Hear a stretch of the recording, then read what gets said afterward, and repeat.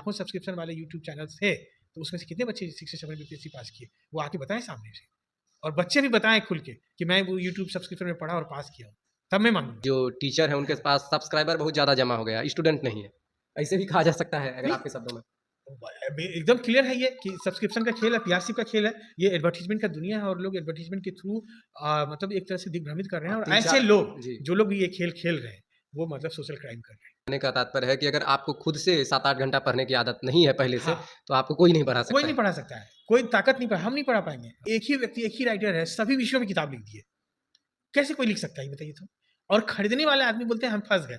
अभी एक PR agency चला हुआ है। जी, अगर आप पीआर एजेंसी अभी 5 करोड़ का उसको फंड कीजिए, आपको बड़े-बड़े जी। जो मीडिया हाउसेस हैं, मतलब जो शोज़ होते हैं हुँ, टीवी में, वहाँ आपको रिप्रेज़ेंट कर देंगे। ऐसा वन लाइनर किताब बच्चों के लिए बहुत बड़ा धोखा है। उससे बड़ा धोखा है कि अभी के समय में जो पीडीएफ का ज़माना आ गया है, आप देखेंगे किसी टेलीग्राम से जुड़ जाइए, आपको रोज़ 1000 पेज का पीडीएफ आ जाएगा। क्या मैं एक लॉजिकल सवाल करना चाहता हूँ कि कोई टीचर जो रोज़ अपने बॉम्बार्ड करते हैं स्टूडेंट को, ग्रुप बना करके कि तुमको जी। पीडीएफ भेज दिए पढ़ लेना, वो टीचर खुद उसको पढ़ पाएँगे क्या कभी? वो पढ़ के पहले आज़मा के देखें कि हम एक दिन में कितना पेज पढ़ सकते हैं। जब मैंने चैनल बनाया तो मेरे मन में यही सब था, एक जेआरएफ टॉपर का मैंने एक सीरीज़ चलाया या जिन्होंने की जेन्युइन सफलता पाई है, उसका मैं कोशिश करता हूँ। भले ही कम लोग देखें, एक मानकता हो चैनल का। इस छोटे से पटना और बड़ी सी दुनिया में आखिर सर को मैंने ढूँढ ही निकाला और पटना साइंस कॉलेज यानी बिहार का सबसे प्रतिष्ठित और सबसे ऊँचा और या कह सकते हैं नंबर 1 कॉलेज में सर ज़ूलॉजी डिपार्टमेंट में सेवा भी दे रहे हैं। और सर कॉम्पिटिटिव एग्ज़ाम की तैयारी करने वाले बच्चों को सही सलाह देते हैं। आज की तारीख में जिस तरह से अराजकता का दौर है, सोशल मीडिया का दौर है, जहाँ की बच्चे को फ़ायदा कम होता है और उनको बहुत बड़ी कीमत चुकानी पड़ती है, असफल हो जाते हैं क्योंकि सोर्स इतना है, कंटेंट इतना है, वो निराशा और हताशा में खुद को देख पाते हैं और जो वो चाहते हैं वो कर नहीं पाते हैं क्योंकि रील, यूट्यूब और अन्य जो प्रचार तंत्र है इतना हावी है कि उसमें विद्यार्थी ना तो सही निर्णय ले पाते हैं और ना ही पढ़ पाते हैं।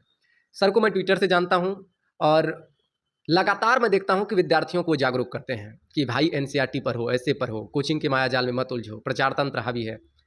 शिक्षक बहाली में भी मैंने देखा कि सर ने लगातार कहा एनसीईआरटी पढ़ने के लिए, बाद में लोगों ने कहा कि प्रश्न बहुत मुश्किल थे और वो कोचिंग और तमाम इधर-उधर अपना समय बर्बाद करते रहे। सर का परिचय मैं आपका कराऊँ उससे पहले बता दूँ कि सर का नाम जो है अखिलेश कुमार है और सर नवोदय विद्यालय से पढ़े हैं। उसके बाद 2013 में बीपीएससी से चयनित होकर 6 वर्षों तक डीएसपी की सर ने नौकरी की और उसके बाद 2019 में जब बीपीएससी ने असिस्टेंट प्रोफ़ेसर की बहाली निकाली, तो सर असिस्टेंट प्रोफ़ेसर बन गए। तो सर सबसे पहले आपका स्वागत। थैंक यू दर्शन। अ, आपका बहुत-बहुत स्वागत है और आप एक युवाओं के लिए जो कंसर्न विषय है, उस पे बात करने के लिए आए हैं, तो इसकी मुझे विशेष खुशी है। देखिए सर, है क्या कि आज की तारीख में जैसे कि आप भी गाइड करते हैं बच्चों को, आप व्यक्तिगत रूप से समझाते हैं पढ़ने के लिए। जिस तरह से आपके बताए हुए मार्गदर्शन से बीपीएससी में भी बहुत सारे विद्यार्थी जो है सफल हुए हैं, जैसा कि आपने बताया और मुझे पता भी था। तो कोशिश रहती है कि सही चीज़ों को ताकि विद्यार्थियों में जितनी जागरूकता बढ़ी है, उससे ज़्यादा भटकाव भी बढ़ा है। तो सही चीज़ लोगों तक नहीं पहुँच पाता है और गलत चीज़ों का इतना प्रचार हावी है कि सही चीज़ उसमें गुम हो जाता है। तो मैंने सोचा कि आप जब चीज़ों को बताएँगे, चूँकि आप खुद सेलेक्टेड हैं, सही-सही बात बताते हैं, एनसीईआरटी पढ़ने के लिए लोगों को प्रेरित करते हैं। इसलिए हम सोचे कि सही चीज़ जो है, मानक चीज़ जो है लोगों की नज़र में आए। तो सर, आपसे मैं दरअसल ये बात पूछने के लिए आया हूँ, विद्यार्थी किसी भी चीज़ का तैयारी करे, चाहे वो यूपीएससी का करे, बीपीएससी का करे, दरोगा का करे या शिक्षक बहाली का करे, कोई तो एक सामान्य सा मनोविज्ञान होगा या कॉमन फैक्टर होगा जो सबके लिए ही उपयोगी है। तो विद्यार्थी के लिए आज की तारीख में ऐसा आप क्या मानते हैं? देखिए, ये बहुत बेहतरीन क्वेश्चन है। जी, जैसे जो कोचिंग वर्ल्ड है, इन्होंने सभी कॉम्पिटिटिव एग्ज़ाम को बाइफरकेट किया हुआ है, क्योंकि उनका मतलब जो प्रश्न की प्रवृत्ति है, थोड़ा डिफरेंट है। लेकिन अगर आप जैसे मैंने इस पे रिसर्च किया है, बहुत बड़ा जी, रिसर्च किया मैंने जी, और इसमें रिसर्च इन द सेंस कि मैंने देखा कि ये कॉमन फ़ॉर्मूला कोई है क्या इसका? उस कॉमन फ़ॉर्मूला को मैंने सभी कॉम्पिटिटिव एग्ज़ाम के छात्रों तक पहुँचाया और ये मेरा सौभाग्य है कि हर तरह ग्रुप डी की में भी मेरे मेंटरशिप में बच्चे पास होते हैं और जैसे अभी आईएएस में कोई नहीं हुआ है, लेकिन बीपीएससी में पास हुए हैं लोग। कई लोग हुए, जी, दर्जनों लोग बीपीएससी क्वालीफाई किए हैं और यूपीएससी मेरे मेंटरशिप में एक बच्चा इस बार मेंस लिखा है और 2025-26 तक मेरा स्टूडेंट जो मेरे मेंटरशिप में यूपीएससी का भी रिजल्ट निकालना शुरू कर देगा, ये मुझे पूरा यकीन है। तो कॉमन फ़ॉर्मूला क्या है कि अगर कोई रेलवे का एग्ज़ाम लिखता है, बैंक पीओ लिखता है, तो या और दूसरा जो एनटीपीसी का एग्ज़ाम होता है ये सारे अलग-अलग एग्ज़ाम्स हैं। लेकिन और यूपीएससी, बीपीएससी ये अलग एग्ज़ाम है, दरोगा है, एसआई है या ये सिपाही का बहाली का है। तो अगर हम इन सारे एग्ज़ाम को आप मिला लें, तो आप देखेंगे कि सब जगह कुछ चीज़ें कॉमन हैं, जी, जहाँ से हर लोगों को तैयारी करनी चाहिए। अगर वो पढ़ेंगे तो सबको फ़ायदा होगा। अब एक छोटा-सा उदाहरण से हम समझाते हैं कि देखिए 1942 में एक आंदोलन हुए हुए या गांधी जी के दूसरे आंदोलन हुए या फंडामेंटल राइट है हमारा या चंपारण के सत्याग्रह हुए। तो इस तरह के जो या करंट अफेयर के जो कुछ सवाल होते हैं, तो आप देखिए कि वही सवाल ग्रुप डी में भी पूछा जा सकता है, वही सवाल बीपीएससी में भी पूछा जा सकता है, वही सवाल एसआई के एग्ज़ाम में भी पूछा जा सकता है, वही सवाल यूपीएससी में भी पूछा जा सकता है। ऐसा नहीं है कि उसमें बदल जाएगा। हाँ, क्वेश्चन का जो लेवल है और उसमें जो चॉइसेस सेट हुई हैं, वो थोड़ा बदल सकता है। उस वो थोड़ा क्लिष्ट मतलब हो सकता है कहीं स्ट्रेट आ जाए, लेकिन कंटेंट वही है। तो क्यों ना हम एक बेसिक कंटेंट को अपनाएँ हर एग्ज़ाम के लिए। अगर मान लीजिए कोई यूपीएससी की तैयारी कर रहा है, वो भी एनसीईआरटी पढ़ रहे हैं, बेसिक किताबों को पढ़ रहे हैं और जो आदमी एक ग्रुप डी का पढ़ रहा है, अगर वो भी एनसीईआरटी पढ़ेंगे, तो उनको भी इक्वली फ़ायदा होगा। ये जो मतलब वन डे एग्ज़ाम के बच्चे वन लाइनर किताब को लेकर के बैठते हैं और रटते हैं 5 साल, 6 साल, 7 साल, एक किताब को रटते हैं वो। उतना नहीं करना पड़ेगा, 6 महीना में उसकी तैयारी हो जाएगी, क्योंकि उनका तो केवल एनसीईआरटी से एक सवाल बाहर नहीं जाना है। और वो मतलब जैसे यूपीएससी में हम लोग देखते हैं कि कुछ हायर लेवल की किताब को भी पढ़ना पड़ता है और बहुत एग्जॉस्टिव थोड़ा पढ़ना पड़ता है क्योंकि चॉइस का थोड़ा रेंज रेंज गहराई में। थोड़ा बड़ा रहता है। जी। लेकिन अगर वो एनसीईआरटी को अपनाए और एनसीईआरटी के साथ मतलब कौन-सा परीक्षा के लिए किस किताब को हम लोग थोड़ा एडॉप्ट करें और जो वो टेक्स्ट बुक प्रवृत्ति का होना चाहिए। ऐसा नहीं कि वन लाइनर किताब बच्चों के लिए बहुत बड़ा धोखा है। उससे बड़ा धोखा है कि अभी के समय में जो पीडीएफ का ज़माना आ गया है, आप देखेंगे किसी टेलीग्राम से जुड़ जाइए, आपको रोज़ 1000 पेज का पीडीएफ आ जाएगा। क्या मैं एक लॉजिकल सवाल करना चाहता हूँ कि कोई टीचर जो रोज़ अपने बॉम्बार्ड करते हैं स्टूडेंट को, ग्रुप बना करके कि तुमको जी। पीडीएफ भेज दिए पढ़ लेना, वो टीचर खुद उसको पढ़ पाएँगे क्या कभी? वो पढ़ के पहले आज़मा के देखें कि हम 1 दिन में कितना पेज पढ़ सकते हैं। आप उनको 100 पेज का पीडीएफ भेज दिए। अगर 3 टीचर मान लीजिए साइमल्टेनियस पढ़ा रहा है, कोई मैथ्स पढ़ा रहा है, अगर मान लीजिए जनरल कॉम्पिटिशन की बात करें, कोई अंग्रेजी पढ़ा रहा है, कोई जीएस पढ़ा रहा है, तो सब आदमी 100-100 पेज का पीडीएफ भेज दिए, तुम लोग पढ़ लेना। तो क्या 300 पेज का पीडीएफ वो 1 दिन में पढ़ सकेगा? ये जी। पॉसिबल है? नहीं है, जी, जी। इसका मतलब उनके साथ एक बड़ा चीटिंग चल रहा है। आप उतना ही उसको कंटेंट देंगे ना जो पढ़ेंगे। जी। और वो पीडीएफ कहाँ से बना है? इन्हीं किताबों से बना है। अगर बच्चों को एनसीईआरटी वर्गलाइज़ इन्होंने पढ़ लिया तो फिर उस पीडीएफ की ज़रूरत है ही नहीं क्योंकि एकदम वही ज़रूरत नहीं टीचर दे पड़ेगी, रहे हैं एकदम और ज़रूरत नहीं विद्यार्थी पढ़ पड़ेगी। रहा है नहीं। आप एकदम नहीं पढ़ रहा है बच्चा और वो ऑनलाइन किताब को आप मैं किताब का नाम नहीं लूँगा, आप सब कुछ समझ सकते हैं क्योंकि अच्छा नहीं लगता है। बच्चा भी नहीं समझ पाता है इस चीज़ को, अभिभावक भी नहीं समझते, टीचर नहीं समझ पाते हैं और बाकी लोग भी मीडिया के लोग भी नहीं समझ पाते हैं कि इतना फ़ेमस किताब है। अरे फ़ेमस एक चोर भी बहुत फ़ेमस होता है धरती पर और बहुत नाम रहता है, तो इसका मतलब अच्छा थोड़ी हो गया वो। तो सर जैसे कि आज की तारीख में है क्या कि प्रचार तंत्र काफ़ी हावी है। आपसे मैं इंटरव्यू ले रहा हूँ, आपको जानता हूँ और आपके जो स्टूडेंट हैं वास्तविक रूप से नहीं, सेलेक्टेड हैं। एकदम देखिए ये तो बहुत आप तगड़ा बात कही कि हुँ, आप जो बड़े-बड़े होर्डिंग यहाँ हुँ। ऐसे कोचिंग है 20 करोड़ 25 करोड़ का ऐड करते हैं। अभी एक पीआर एजेंसी चला हुआ है। जी, अगर आप पीआर एजेंसी अभी 5 करोड़ की है उसको फंड कीजिए, आपको बड़े-बड़े जो जी, मीडिया हाउसेस हैं, मतलब जो शोज़ होते हैं जी। टीवी में, वहाँ आपको रिप्रेज़ेंट कर देंगे। ऐसा नहीं कि आपका बेहतरी के लिए वहाँ रिप्रेज़ेंट करेंगे वो। आप वो पीआर एजेंसी है बीच में मिडलमैन का काम करता है और वो आपका एडवर्टाइज़मेंट करेगा। वो बोलते हैं कि हम एडवर्टाइज़ करेंगे आपका। समझ गए? अलग-अलग वे हैं। एडवर्टाइज़मेंट अब नेक्स्ट लेवल पे जा चुका है। कि मतलब वहाँ एकदम पैसों का खेल है। एक साधारण आदमी को बहुत बड़ा आदमी बनाया जा सकता है मीडिया के बल पे। अच्छा सर जैसे कि कोई स्टूडेंट है वो यूट्यूब पर देख रहा है, तो आजकल लोकप्रियता ने कहीं न कहीं मानकता को जो है एक तरीके से संदेह के घेरे में ला दिया है। जैसे कि कोचिंग सेंटर दावा करता है मेरे यहाँ से इतने बच्चे सेलेक्ट हुए। ये भी संदेह ही है। जैसे आप पढ़ाते हैं, मैं आपको जानता हूँ कि आपके यहाँ से या आपकी सलाह से बहुत अच्छे विद्यार्थियों ने अच्छा प्रदर्शन किया है। लेकिन उसका कोई ऐसा मानक आधार नहीं है। वो प्रचार तंत्र इतना हावी है कि बच्चा उसी को देखता है और कोचिंग में आके एडमिशन ले रहा है। आप यहाँ रहते हैं, बैठते हैं, आपसे स्टूडेंट मिलने आते हैं, व्यक्तिगत रूप से बताते भी हैं। लेकिन आप जैसे लोगों को जो जेन्युइन रूप से बताते हैं कि क्या सही है, गलत है, बहुत कम लोग जान पाते हैं। तो ये इस तरह से उनको बताइए कि जो सही है, वास्तव में ऐसा क्या वो करें कि वो सही जगह पे जाएँ? देखिए स्टूडेंट इस मामले में मतलब मैं स्टूडेंट का भी दोष देता हूँ। क्योंकि स्टूडेंट भी मतलब उस ग्लैमर के चक्कर में रहते हैं। वो कभी इस बात को सर्च नहीं करना चाहते हैं what is right and what is wrong. एक दूसरा कारण है कि अभिभावक का भी वही प्रॉब्लम है। तो स्टूडेंट अभिभावक दोनों वो खुद भी अपना असेसमेंट नहीं करते हैं। तो जो दोयम दर्जे के हैं या मान लीजिए जिनको खुद समझ नहीं है, तो कुछ समझ विकसित करें तब उसके बाद करें। एक, दूसरा है जो कोचिंग वर्ल्ड चूँकि उनको अपना प्रचार-प्रसार करना है तो बहुत अनएथिकल प्रचार भी करते हैं। जैसे उनको पैसा दिया किसी कैंडिडेट को जी। और उनको अपना नाम कहलवा लिया। ठीक है? अब वो जो लेने वाला जो पास करने वाला बंदा है वो भी अनएथिकल है, वो भी पैसा लेके किसी का नाम ले रहा है। उसके यहाँ पढ़ा नहीं, नाम ले रहा है। तो गड़बड़ी एक लेवल पे नहीं है, कई स्तर पे है, एक बात। दूसरी बात कि जैसे मैं एक उदाहरण दूँगा कि अभी मैं एक स्टूडेंट को अपने बच्चों से मिलवाया, तो उसके मन में एक डर था कि सर कहीं ऐसा तो नहीं बोल देंगे कि हमने इनको पढ़ाया। मैं उनको पढ़ाया नहीं था। लेकिन उनको यही रिक्वेस्ट किया कि आप मेरे बच्चों को थोड़ा रिप्रेज़ेंट कीजिए और चूँकि आपने तुरंत एग्ज़ाम क्वालीफ़ाई किया है, तो आप ज़्यादा अच्छे से बता पाएँगे और जो बच्चों के मन में क्वेरी होगा, बहुत बार वो हमसे नहीं पूछ पाते हैं, आपसे पूछ पाएँगे। हुँ। तो जो मैंने पहला स्टार्ट किया था, यही बोला था कि ये जो आए हैं, सफल हैं, इतना रैंक है इनका, लेकिन ये मेरा स्टूडेंट नहीं है। आपने कहा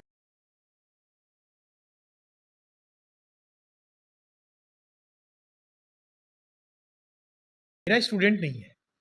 आपने कहा। अब मैंने कहा हुँ। उनको कि मैंने इनको पढ़ाया नहीं है। इनको यहाँ लेके इसलिए आए हैं क्योंकि इनसे आप पूछ सकिए, जान सकिए कि कैसे तैयारी किया जाए। किन फ़ॉर्मूला पे चल के इन्होंने परीक्षा पास की है। और उसके बाद वो बच्चे मतलब आपके प्रति सम्मान उनका मतलब बढ़ा होगा। मैं बहुत इमोशनल हो गए। बोले ऐसा भी होता है, हम लोग को अनुमान नहीं था। समझिए। तो मतलब इस तरह से तो एक देखिए एजुकेशन क्या है कि एथिकल काम है। शिक्षा को इतना अनएथिकल बना दिया गया है आज का डेट में, ये तो बहुत मतलब एक प्रश्न चिन्ह है, बहुत विचारणीय मुद्दा है, बहुत चिंतनीय है ये, कि एक टीचर शिक्षा क्या केवल वो बच्चों को पढ़ा के सिलेबस पढ़ाने के लिए नहीं है वो। उसको बहुत कुछ बताना है। बीइंग अ टीचर हमको सोसाइटी में एक मतलब ऐसा नहीं कि हम ये केवल तैयारी करा रहे हैं। हम समाज निर्माण में भी योगदान दे रहे हैं। कब दे पाएँगे? जब हम खुद एथिकल हो पाएँगे तब तो हम दे जी। पाएँगे। जब हम खुद ही एथिकल नहीं है तो हम क्या दे पाएँगे? इस पे शिक्षित लोगों को जो है आगे आकर जो है लोगों को समझाने की ज़रूरत है क्योंकि एकदम समझने की विद्यार्थी ज़रूरत वर्ग जो है कहीं और दिशा में जा रहा है। एकदम बहुत ज़्यादा देखिए मेरा कहना है कि अभी यूथ को बरगलाया जा रहा है। अब एक प्लेटफ़ॉर्म पे मतलब सब्सक्रिप्शन के बल पे लाखों बच्चों को एडमिशन ले लिया जाता है। कभी बच्चा नहीं सीख पाएगा उससे। क्योंकि टीचर आप टीचर भी उस योग्य नहीं है अगर देखा जाए आप तो। देखिए अगर आप एक बहुत बड़ा स्टार टीचर का यूट्यूब वीडियो सुनने से बहुत अच्छा है कि एक साधारण स्तर का टीचर जो कम से कम गलत ना पढ़ाता हो, ठीक है, बहुत अच्छा एक्सप्रेशन ना हो उसका, बहुत फेमस टीचर नहीं हो लेकिन उसे ऑफलाइन पढ़िए आप, तो उसमें ज़्यादा गेन होगा आपका। और दूसरी बात है कि उनकी एकेडमिक पढ़ाई या फिर उस उन्होंने भी जीवन में जो है उन चीज़ों को गंभीरता से पढ़ा है, ये यस भी तो मायने रखता है सर। एकदम मायने रखता है। अब मान लीजिए जैसे देखिए यहाँ पे क्या हो रहा है कि मैंने अभी देखा टीआरई में कि कोई लोग हैं कि एक ही व्यक्ति, एक ही राइटर है, सभी विषयों में किताब लिख दी है। कैसे कोई लिख सकता है ये बताइए तो? और खरीदने वाले आदमी बोलते हैं हम फँस गए। तुम फँसे नहीं, तुम बेवकूफ़ हो, लालची हो तुम। खरीदने वाले आदमी को भी मैं बोलता हूँ कि तुम लालची हो, कि कोई एक व्यक्ति अगर सारे विषय पे किताब लिखता है और आप खरीद रहे हैं, तो कौन बेवकूफ़ है? आपको तो यही लालच है ना हम कैसे भी पास हो जाएँ। इसका मतलब आप भी अच्छे इंसान नहीं हैं। एक बार भी अपने आप से प्रश्न नहीं किए कि क्या कोई एक शिक्षक गणित में भी सवाल लिख देगा, किताब लिख देगा, जी। साइंस में भी लिख देगा, इंग्लिश में भी लिख देगा, जनरल स्टडीज़ में भी लिख देगा, हिंदी में भी लिख देगा? सर इस तरह ये की कैसे हो सकता है? तो वही मैं आपसे पूछ रहा हूँ हुँ। कि इस दुनिया से विद्यार्थी कैसे बचे इस चकाचौंध से और कैसे सही रास्ते पे चले? देखिए इसमें तो मान लीजिए उनको खुद मेहनत करना होगा, पता लगाना होगा और मैं बच्चों से आपके माध्यम से एक बात कहना चाहूँगा कि आप कोई भी कॉम्पिटिटिव एग्ज़ाम की तैयारी शुरू कीजिए, कोई भी, व्हाटएवर इट इज़। जी। चाहे आप सिपाही की करते हैं, आप दरोगा की करते हैं, आप एसएससी की करते हैं, रेलवे करते हैं, बैंक की करते हैं, उससे कोई मतलब नहीं है। जी। या यूपीएससी, बीपीएससी कोई भी एग्ज़ाम बैंक पीओ, आप एमबीए, जेआरएफ, नेट कुछ भी करते हैं। सबसे पहले 6 महीना, साल भर आप सेल्फ स्टडी कीजिए। पूरा सिलेबस अपने खुद से आप एनसीईआरटी और ऑथेंटिक टेक्स्ट बुक से पढ़िए। वन लाइनर किताब उस बीच में छूइए मत आप। तो आपका ये भी कहने का तात्पर्य है कि अगर आपको खुद से 7-8 घंटा पढ़ने की आदत नहीं है पहले से, हाँ, तो आपको कोई नहीं पढ़ा कोई सकता नहीं है। पढ़ा सकता है। कोई ताकत नहीं पढ़ा हम नहीं पढ़ा पाएँगे। हम अपने आप को मान लीजिए एक अच्छा मेंटर मानते हैं, क्योंकि जी। हमारे मेंटरशिप में बहुत बच्चों ने पास किया है। तो इसलिए मुझे एक विश्वास है। लेकिन उसके बावजूद मैं खुल के बोलता हूँ, मैं आपको कुछ नहीं करा पाऊँगा। आपको पहले होना पड़ेगा। तो अब ये देखिए, सबसे पहले तो उनको खुद पढ़ना चाहिए। अब इवन ऑब्जेक्टिव एग्ज़ाम तैयारी कर रहे हैं उससे मतलब नहीं है, उनको एनसीईआरटी पहले थॉरो पढ़ना चाहिए 5 बार। उसके बाद अगर वो मान लीजिए कि हाँ, साथ में अगर ये साल भर का जो टेन्योर आप टेक्स्ट बुक पढ़ने में लगा रहे हैं, उस बीच में जो भी कॉम्पिटिटिव एग्ज़ाम की तैयारी कर रहे हैं, उनके जो प्रीवियस 10 साल के सवाल हैं, उनको भी पढ़िए। उस सवाल के आंसर को मत ढूँढिए। सवालों को केवल आप पढ़ते जाइए, रोज़ पढ़िए। रोज़ 1 घंटे का टाइम निर्धारित कर लीजिए कि हम केवल सवाल पढ़ेंगे, वो भी सवाल पिछले साल के आए हुए। तो उससे क्या होगा, आपका कोर ऑफ माइंड में एक मतलब सवाल का रेंज पता चलेगा, आप जो कंटेंट पढ़ेंगे वो पता चलेगा। तब आप किसी टीचर के पास जाएँगे, तो 2 क्लास में आप पकड़ लेंगे कि ये मुझे बरगला रहा है, कि मुझे कुछ अच्छा। दे रहा है। अगर आपने मान बहुत लीजिए महत्वपूर्ण बात कही अगर कि मान लीजिए जैसे पटना का पूरा जानकारी जी, आपको रहेगा, अगर गांधी मैदान यहाँ से पश्चिम की तरफ है और गांधी सेतु यहाँ से पूरब की तरफ है। जी। अगर हम आपको बोलेंगे कि नहीं गांधी सेतु पश्चिम की तरफ है, तो आप तुरंत आपको अगर नहीं पता है तो अगर कोई इटली से आदमी आ जाए तो हम बोलेंगे तो मतलब वो मान लेगा, जब तक कि वो अगर मान लीजिए गूगल पे चेक नहीं करता है तो। मान के चलने लगेगा वो। जी, पश्चिम जी। की तरफ चलता जाएगा उसको कभी मिलेगा ही नहीं गांधी सेतु। लेकिन अगर आपको जानकारी है, एक बेसिक जानकारी ही है तो कि आप नहीं, पकड़ लेंगे। तो आप पकड़ लेंगे कि नहीं? आज की तारीख में तो ऐसे भी कहा जा सकता है कि जो टीचर हैं उनके पास सब्सक्राइबर बहुत ज़्यादा जमा हो गया, स्टूडेंट नहीं है। ऐसे भी कहा जा सकता है अगर नहीं आपके शब्दों में। एकदम क्लियर है ये कि सब्सक्रिप्शन का खेल है, पीआरसी का खेल है। ये एडवर्टाइज़मेंट का दुनिया है और लोग एडवर्टाइज़मेंट के थ्रू मतलब एक तरह से दिग्भ्रमित कर रहे हैं आप और ऐसे 3-4 लोग, जी। जो लोग भी ये खेल खेल रहे हैं, वो मतलब सोशल क्राइम कर रहे हैं। युवाओं के साथ बहुत बड़ा अन्याय कर रहे हैं। और युवा इससे अनजान है। उनको लगता है कि ऊँचे-ऊँचे सपना दिखाया जा रहा है, इस बार मेरा सिलेक्शन नहीं, हो युवा जाएगा। अनजान भी नहीं है, युवा भी बेवकूफ़ है। अनजान हम नहीं मानते हैं इसको, बेवकूफ़ है। वो कई बार लोग क्या होता है जानबूझ के आग में कूदने का काम करते हैं। उनको भी पता है कि हम यूट्यूब मैं उनसे एक सवाल करता हूँ या आपसे ही हम एक सवाल करते हैं। जी। 20 दिन पहले आप कौन-सा वीडियो देखे थे, आप बता पाएँगे? नहीं, नहीं बता पाएँगे आपको आप। हम एक बचपन का क्लास 2-3 का अगर कोई इवेंट बताएँगे तो बहुत सारे इवेंट को आप बता पाएँगे जी, कि कहानी भी क्लास जो मैंने पढ़ा था वो भी बता यस, देंगे। आप बता देंगे कि आपके क्लासरूम का संरचना कैसा था। जी, आप बता देंगे कि किसका चींटी काट लिए थे। आप बता देंगे कि किसका टिफ़िन खा गए थे। आप बता दिए थे कि फुटबॉल खेलते फुटबॉल कैसे फट गया था। आप बता देंगे कि आपके प्रिंसिपल कैसे रोल लेके चलते थे। बता पाएँगे कि नहीं? बिल्कुल बता पाएँगे। बता पाएँगे? जी, इसका मतलब समझिए कि ये ऑफ़लाइन का इम्पैक्ट कितना साल तक रहता है और ऑनलाइन का इम्पैक्ट आपका 10 दिन नहीं रहेगा। इतना बेसिक बात नहीं समझ पा रहा है कोई? इस बेसिक बात को नहीं समझ पा रहा है। क्योंकि न्यूरोलॉजिकल ये है कि मतलब इम्प्रिंट जो होता है, हम वीडियो सुनते हैं वो अब इसको देखिए सिंपल समझिए कि जैसे अगर मान लीजिए आप हमसे अभी बात कर रहे हैं, जी, अटेंटिव बात कर रहे हैं। जी, क्लासरूम में मान लीजिए बच्चा सामने बैठा है और मैं पढ़ा रहा हूँ, तो उनके आई कॉन्टैक्ट हो रहा है मेरा। जी, अगर कोई बच्चा मतलब थोड़ा मोबाइल निकाल लिया है, अगल-बगल बात कर रहा है, तो हम बीच में टोक पा रहे हैं उसको, जी, देख पा रहे हैं। उनको भी एक भय है कि सर हमको देख पा रहे हैं, तो वो अटेंशन होता है एक बोर्ड की तरफ, टीचर की तरफ। लेकिन जैसे ही ऑनलाइन हम पढ़ने लगते हैं, तो उधर से कोई खट उठेगा, उधर से सब क्रिकेट का मैच चल रहा है या बीच में उठ के चले गए पानी पीने या मन भर बीच में भुजिया बना लिए, उधर अपना ये कान में लगा लिया। उनको लग रहा है कि हम पढ़ रहे हैं। लेकिन आपका दिमाग मल्टीटास्किंग करेगा तो इम्प्रिंट कैसे होगा दिमाग में? कभी नहीं होगा। यूजुअली मतलब जो ऑफलाइन पढ़ रहे हैं, वो आप जाके देखिए क्या स्टेबल होके सुनते हैं वो? नहीं सुनते। आजकल तो ईयरपॉड आ गया है तो और ज़्यादा मूवमेंट आपका बढ़ गया है। वो ईयरपॉड लगा के कहीं बाज़ार भी निकल गया अपना, इधर क्लास भी चल रहा है और दिमाग उसका आगे आँख उधर देख रहा है, आँख अलग तरीके से कोऑर्डिनेट कर रहा है, कान अलग तरह से कोऑर्डिनेट कर रहा है और आपका कुल मिला के क्या हुआ? कोई भी चीज़ सही से कोऑर्डिनेट नहीं किया और इम्प्रिंट नहीं हुआ, तो इसलिए वो सब कोई कारगर नहीं होता है। अभी आप बताइए ना कि लाखों सब्सक्रिप्शन वाले यूट्यूब चैनल्स थे, तो उसमें से कितने बच्चे 6 से 7 बीपीएससी पास किए? वो आके बताएँ सामने से। और बच्चे भी बताएँ खुल के कि मैं वो यूट्यूब सब्सक्रिप्शन में पढ़ा और पास किया हूँ, तब मैं मानूँगा। इर्द-गिर्द मैं देखता हूँ, कोई नहीं है मतलब नज़र आता है इस तरह से।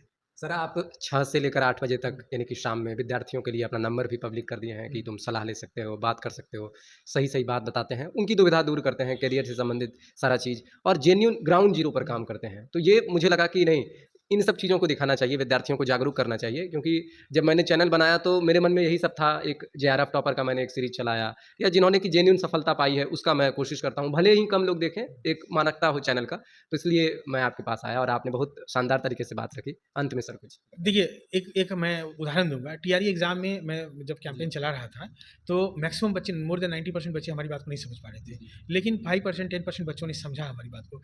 कम से कम मेरे पास मोर देन 1000 ऐसे कॉल्स हैं, जिन्होंने बताया कि सर आपकी वज़ह से मेरा जान बच गया और वो मतलब पास हुए। आज की डेट में वो जी, टीचर हैं। जी। बोले सर आपको फ़ॉलो किया हम बच गए।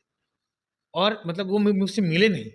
मैंने उनको केवल बताया कि ये कीजिए और किए और वो पास हो गए। तो मैं आपके माध्यम से अंतिम शब्द ये कहना चाहूँगा, आप किसी भी कॉम्पिटिटिव एग्ज़ाम की तैयारी करते हैं, तो आप पहले टेक्स्ट बुक के थ्रू जाइए। सबसे पहला 1 साल आप एग्ज़ॉस्टिव पूरे सिलेबस को खूब अच्छे से पढ़िए, कम से कम 5 राउंड पढ़िए। उसके बाद उस 1 साल के दरमियान में आप जो प्रीवियस ईयर्स के क्वेश्चन हैं 10 साल, उसको मतलब इतना बार पढ़िए कि सारा क्वेश्चन आपको याद हो जाए। तब आप किसी टीचर के पास जाइए, तब आप किसी सब्सक्रिप्शन में जाइए, तब आप यूट्यूब चैनल को यूज़ करना शुरू कीजिए, तो आप उसमें कीवर्ड ढूँढ पाएँगे, यूज़ कर पाएँगे। जैसे मैं भी यूज़ करता हूँ कि बहुत सारी ऐसी चीज़ों को मुझे समझना होता है, जैसे मैंने जिसको नहीं पढ़ी। जैसे मैं इतिहास का छात्र हूँ, साइंस का छात्र हूँ। इतिहास में मुझे कुछ जानना होता है, तो मैं यूट्यूब में ढूँढते हैं। तो लेकिन मुझे पता है कि क्या हमको ढूँढेंगे, कौन हमको मतलब सबसे अच्छा बता पाएगा। तो ये आने के लिए आपको बेसिक जानकारी तो चाहिए। अगर बेसिक जानकारी और किताबों को पहले पढ़ा है, हाँ। तभी आपके लिए यूट्यूब भी फ़ायदेमंद हो एकदम, सकता अब है। क्या ऐसा ऐसा नहीं है कि मैं मतलब ऑनलाइन को एकदम बिल्कुल ज़ीरो मानता हूँ। बहुत सारे ऐसे बच्चे हैं मुझसे ऑनलाइन पढ़ते हैं। अब जैसे कोई जॉब कर रहे हैं, उनके लिए कोई ऑप्शन नहीं है, वो जी, आके मेरे साथ नहीं पढ़ सकते हैं। जी, अभी इस बार भी एक लड़की थी, वो ऑलरेडी एसआई थी और उनको मैंने जूलॉजी ऑनलाइन पढ़ाया और इस बार अभी बनी वो ऑफिसर 6-7 में पास की। तो उनके पास कोई ऑप्शन नहीं था, लेकिन मुझे यकीन है कि अगर वो उसको हम ऑफलाइन पढ़ाए होते, तो वो इस बार एसडीएम बनती। लॉस हुआ, ऐसा नहीं कि लॉस नहीं हुआ, जी, लेकिन गेन भी हुआ। जी। तो ये है कि जब आप बहुत मजबूर हैं तो अलग बात है। लेकिन यहाँ बच्चे फैशन में जो लॉज में रह रहे हैं, लेकिन he is getting subscription why? अगर वो गाँव में रहते, खेती में भी हाथ बटा रहे होते, तब सब्सक्रिप्शन लेते तो वो जायज़ है। लेकिन पटना में लॉज में रह के, दिल्ली में लॉज में रह के आप सब्सक्रिप्शन ले रहे हैं, ये बहुत नाजायज़ है, ये गलत है। बेचने वाले का भी मतलब ये पाप है, लेने वाले तो गलती कर ही रहे। समझे? सर आपने बहुत शानदार तरीके से, तर्कपूर्ण तरीके से अपनी बात को रखा और आपका बहुत-बहुत धन्यवाद। थैंक यू सुधाकर और मैं चाहूँगा कि आप इस बात को और आगे बढ़ाएँ और इस तरह के और लोगों का आप इंटरव्यू कीजिए जो इस लाइन पे काम करते हैं।